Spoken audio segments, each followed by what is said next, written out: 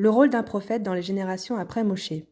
Il est clair et explicite que la Torah est éternelle, elle ne sera pas modifiée, on ne peut rien y ajouter ou en retrancher. Ainsi qu'est écrit dans Deutéronome chapitre 13 verset 1, « Tout ce que je vous ordonne, vous garderez pour l'accomplir, tu n'ajouteras rien et tu n'en enlèveras rien. » Il est aussi écrit dans Deutéronome chapitre 29 verset 28, « Ce qui est dévoilé est pour nous et nos enfants pour toujours, afin d'accomplir toutes les paroles de cette Torah. » Nous avons donc l'obligation de nous soumettre à cette Torah éternellement, ainsi qu'est écrit dans Lévitique chapitre 23 verset 14, « C'est un décret éternel pour vos générations. » Il est aussi écrit dans la Torah, dans Deutéronome chapitre 30 versets 11 et 12, « Car cette loi que je t'ordonne aujourd'hui n'est pas extraordinaire pour toi et n'est pas lointaine, elle n'est pas dans les cieux. » Cela signifie que la Torah a été donnée dans son intégrité au peuple juif pour l'étudier et l'accomplir. Dieu n'ordonnera pas du haut du ciel de nouvelles lois. Donc aucun prophète n'a le droit de changer quoi que ce soit dans la Torah maintenant après le mont Sinaï.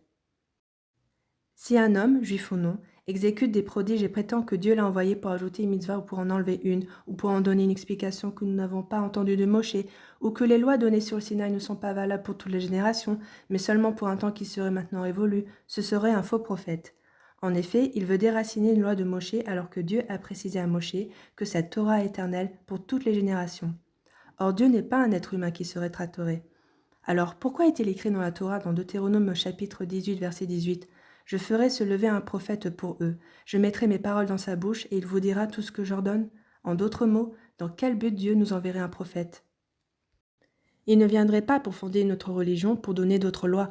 Non, il viendrait renforcer les paroles de la Torah, avertir les gens de ne pas les transgresser comme l'a précisé le dernier prophète Malachi, dans Malachi chapitre 3 verset 22, « Souvenez-vous de la Torah de Moshe mon serviteur » ou encore, il pourrait donner des lois dans des domaines neutres du genre « Allez dans tel endroit » ou « N'y allez pas »,« Faites la guerre aujourd'hui » ou « Ne la faites pas »,« Construisez cette muraille » ou « Ne la construisez pas », etc. Ce sera une obligation de l'écouter. On ne croit pas que quiconque accomplirait un prodige serait un prophète.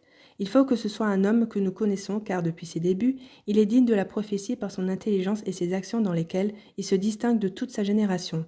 Il s'élève dans le chemin de la prophétie, se conduit avec pureté et sainteté. Si cet homme vient et accomplit des miracles et dit que Dieu l'a envoyé, c'est une obligation de l'écouter comme est écrit dans Deutéronome chapitre 18 verset 15, « Lui, vous l'écouterez. » Providence divine.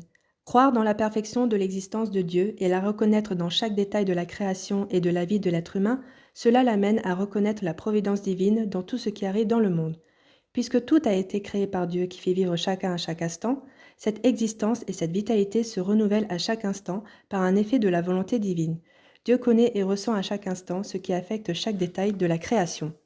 Tout est calculé et a une fonction. Pourquoi tel homme va ici ou là? Tout ce qui lui arrive, tout est l'effet de la providence divine.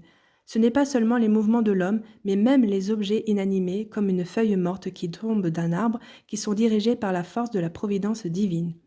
Quand l'être humain réfléchit comment la providence divine guide chacun de ses pas, il recherche Dieu dans toutes ses décisions, dans tout ce qui lui arrive. Rien que cela, dans la plupart des cas, l'amène à comprendre comment il doit se conduire dans telle ou telle situation. S'il réalise que Dieu l'observe et l'a amené dans tel endroit à tel moment pour un but précis, c'est que c'est certainement dans une bonne intention. Quand le chassid se demande dans quel but Dieu l'a placé dans telle situation, Dieu dans sa bonté lui donnera un esprit plus sensible, un peu comme une petite prophétie pour comprendre ce qui est attendu de lui et ce qu'il doit accomplir ici et maintenant. S'il ne comprend pas dans certains cas ce qui lui arrive, le chassid priera et demandera à Dieu de lui révéler le but de ce qui se passe et Dieu lui répondra et le guidera en tout. La méditation sur la providence constante qui enveloppe la vie de l'homme lui donnera la confiance en Dieu et réalise que ce n'est pas lui qui dirige sa vie, mais c'est Dieu qui l'a créé depuis le début, qui le guide dans chaque circonstance et qu'il existe donc un but dans tout ce qui se passe. Le chassid, même s'il ne parvient pas à le comprendre avec sa logique, aura néanmoins confiance en Dieu qui agit avec lui certainement pour le bien. Ces trois principes, la prophétie, la récompense, la punition et la providence divine en tout lieu et à chaque instant, se renforcent l'une l'autre. Nous croyons en Dieu qui crée l'être humain pour un but et, pour cela, lui dévoile la finalité de son existence, se préoccupe de ce qui lui arrive et le juge selon ses actions, pour le bien ou pour le mal. 10. Interdiction de fonder une autre religion ou de lancer une nouvelle mitzvah.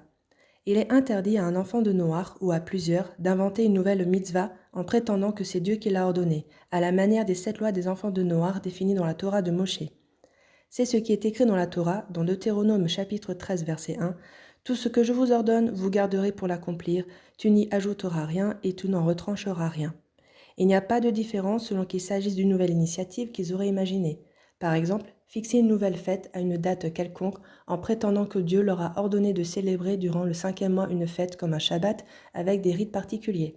Ou s'imaginer qu'ils sont obligés de respecter une mitzvah que Dieu n'a donnée qu'au peuple juif. Par exemple, que Dieu leur aurait ordonné de mettre les téphilines ou de porter des tzitzit.